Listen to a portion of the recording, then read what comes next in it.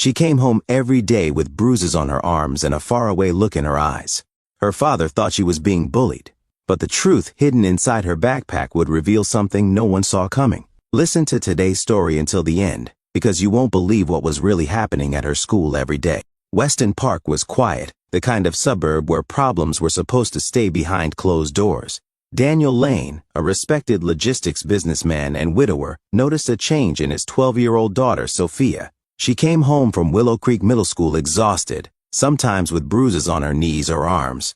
Her once neat uniform would be scuffed and stained, her once bright eyes now distant. Before we move on, please let us know where you're listening from and do subscribe to our channel. Whenever he asked, she'd brush it off with a weak smile. "I just fell, Dad. It's nothing." But Daniel couldn't shake the feeling that something was very wrong. Sophia's longtime nanny, Margaret Maggie Benson, confirmed his fears. "She cries in the bathroom, thinks I don't hear her. She's hurting, Daniel. But she won't tell us." Daniel began greeting Sophia at the door each afternoon. He saw it with his own eyes. The moment she stepped into the house, it was like a burden fell from her shoulders. Her walk, her silence, her sighs, all signs of something deeper. Yet every conversation ended with a polite but empty, "I'm fine." One day, Daniel found Sophia's backpack thrown carelessly by the door.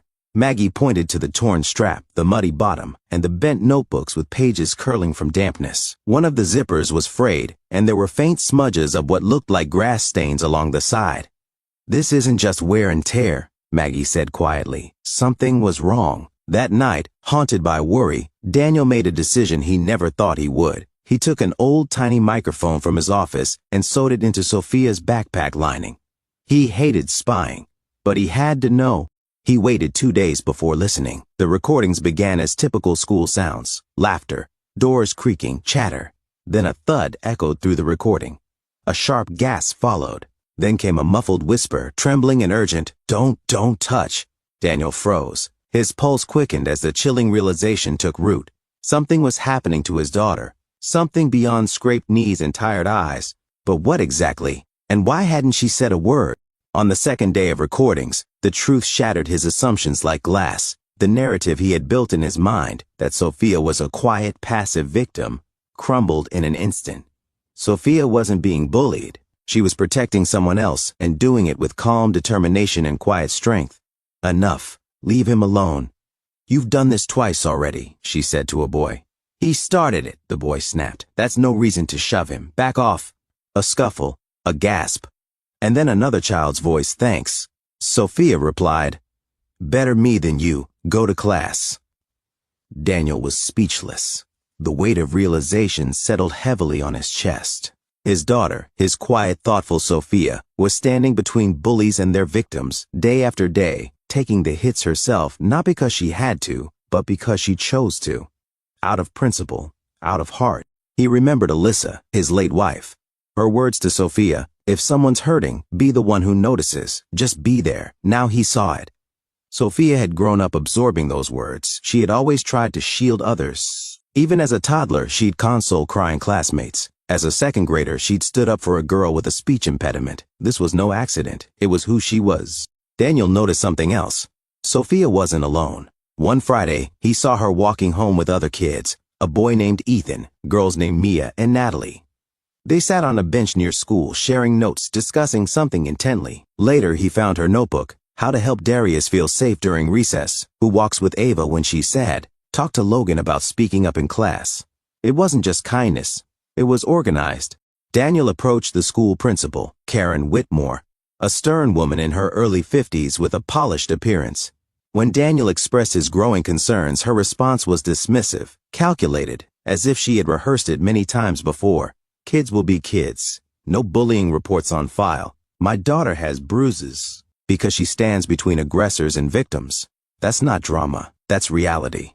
Then maybe she's overly sensitive. Daniel left, furious. The system, bound by red tape and indifference, wouldn't protect her. But he could. He would. He wasn't sure how just yet, but something deep within him had shifted. He would no longer be a passive observer in his daughter's quiet fight for others. Days later, a handwritten letter arrived. "Your daughter is the bravest person I know. When I was locked in the janitor's closet, I thought no one would come, but she did. She opened the door. She said, 'Let's go home.' I don't fear the dark anymore, because I know she exists. No name, just a child's drawing of an open hand. That night Daniel showed Sophia the letter. Her eyes welled up and for a long moment she said nothing. She held the paper delicately, like it might tear under the weight of emotion. Sometimes I feel like no one sees it, that it doesn't matter, like I do all this and it just disappears. Daniel moved closer, his voice thick. It matters, Sophia. More than you know. It always has. The following day, Sophia was asked to speak at a school assembly. She agreed, but only if her group joined her. On stage, she said, "We are not heroes. We're just there when someone is scared. If someone cries, we sit with them. If they can't speak, we speak up, that's all." Her words changed the room. The applause was real. Teachers, parents, even skeptical students began to listen. The circle of support began to grow. Anonymous thank you notes filled the walls. Students volunteered to be kindness watchers. Daniel formed a group of like-minded parents, mothers and fathers who had noticed the same quiet changes in their children but hadn't known how to voice them. No more silence. They began meeting informally, sharing coffee, stories, and quiet worries in living rooms and over phone calls. Together, they backed their children, not just with words, but with visible support, presence at school events, and a unified message. We see what's happening, and we stand with those who choose kindness. Sophia never sought attention. She didn't crave applause or recognition. Her focus remained steady on those around her, on the ones who still hesitated to speak, on the children too afraid to ask for help. But as weeks passed, her impact couldn't be ignored.